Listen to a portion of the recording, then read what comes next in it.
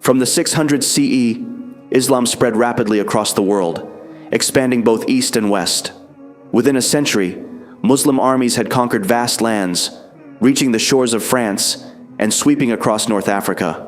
For centuries, Islam continued to spread throughout the African continent, with many embracing the faith. But the story of Islam in Africa would take an unexpected turn, one of tragedy and resilience. As European colonization of the New World began, the demand for labor led to one of history's greatest atrocities, the transatlantic slave trade. Among the millions forcibly taken from their homeland were countless African Muslims, whose faith and knowledge would be tested in unimaginable ways. What became of them? How did they hold on to their beliefs in a world determined to erase them? Stay tuned till the end to find out what happened to them.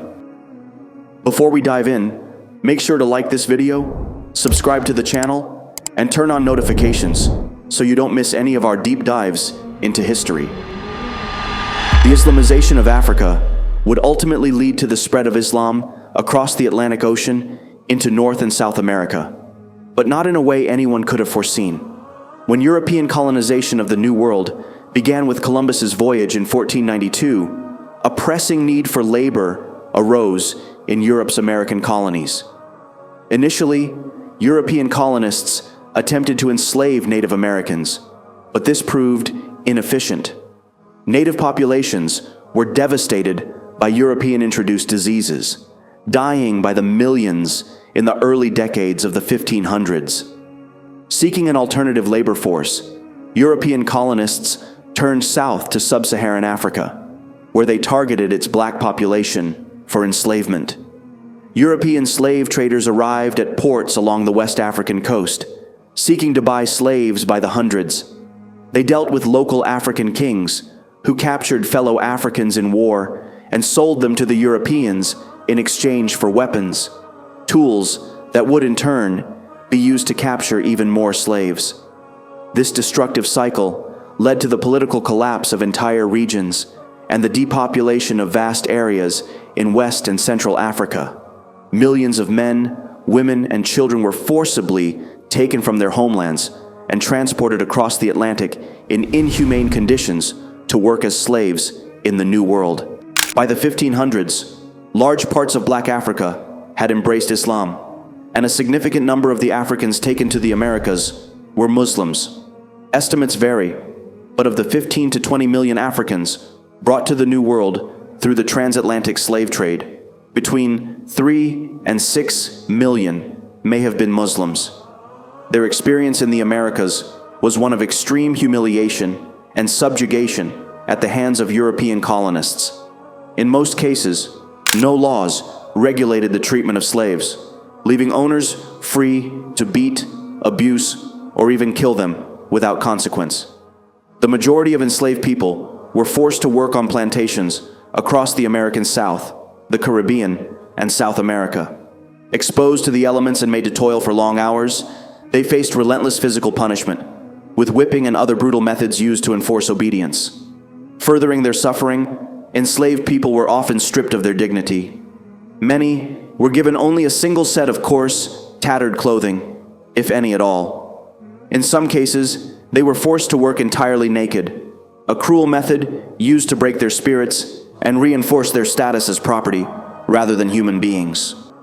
While all enslaved Africans suffered at the hands of slave owners who refused to see them as equals, Muslim slaves faced unique challenges. Stopping work 5 times a day for prayer was rarely possible, and making the pilgrimage to Mecca was completely out of the question. Additionally, opportunities to learn about Islam were very limited.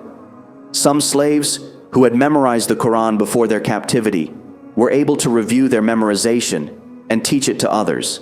However, without proper educational institutions, preserving Islamic teachings became increasingly difficult. As the generations passed, from the 16th to the 19th century, knowledge of Islam among Muslim slaves and their descendants gradually declined. Some tried to slow this loss by purchasing Qurans imported from Europe, using money earned through extra labor. But these efforts, while meaningful, could not replace the great centers of Islamic learning that once flourished in West Africa. A great example of this happened in the 1800s in Rio de Janeiro, where the demand for Qurans among enslaved Muslims in Brazil was so high that a bookseller imported over 100 copies each year to sell to local slaves. Many of these slaves spent years doing additional work just to afford one Quran. African Muslim slaves had certain benefits that set them apart from others. They were unique among the enslaved population in the Americas, as many were well educated, sometimes even more than their owners. Education was highly valued in Muslim societies, especially in West Africa, leading to a class of literate Muslim slaves, unlike most non-Muslim slaves and even some Europeans. In some cases, their higher level of education allowed them to take on less physically demanding roles, such as accounting or managing plantation affairs. However, it also gave them the ability to organize and lead rebellions. One significant example occurred in Bahia, Brazil, in 1835. Muslim scholars, taken to Brazil as slaves, used their leadership positions within the large Muslim community of Salvador to plan a coordinated uprising against their masters. Messages written in Arabic were secretly passed among slaves, outlining the plan and its objectives. The rebellion, involving around 300 slaves, was ultimately unsuccessful and was crushed by Brazilian soldiers. In response, the rebellion became a symbol of hope, and authorities became fearful of Muslim slaves, leading to many being deported back to Africa in an effort to prevent future revolts. The centuries of enslavement endured by Muslim slaves in the Americas left deep and lasting impacts on their communities and the preservation of Islamic knowledge in the New World. Throughout history, even distant Muslim communities stayed connected to the heart of the Islamic world, either through trade, education, or religious ties. But for Muslim slaves in the Americas, this connection was completely cut off, separated from the rest of the Muslim world by vast oceans and harsh conditions. Their faith slowly faded with each new generation. The first African Muslim slaves had brought deep knowledge of Islam with them, but over time, their children and grandchildren lost more and more of their religious teachings. By the mid-1800s, very few African Americans still practiced Islam, and by the early 1900s, only a handful even remembered that their ancestors had followed a different faith from the Christianity that surrounded them. However, in the 20th century, Islam started to re-emerge in the African American community. The Nation of Islam was founded in the 1930s, blending Islamic and Christian ideas while promoting empowerment and unity among Black Americans. Though its beliefs were different from traditional Islam, it helped spark a new interest in the religion. By the 1960s, former members of the Nation of Islam, leaders like Malcolm X and Warith Deen Muhammad, helped thousands of African Americans rediscover true Islam, reconnecting them with the faith that had been taken from their ancestors long ago. Today, Islam has once again become a strong and growing religion among African Americans. Despite centuries of hardship, the faith of those early Muslim slaves was never completely lost.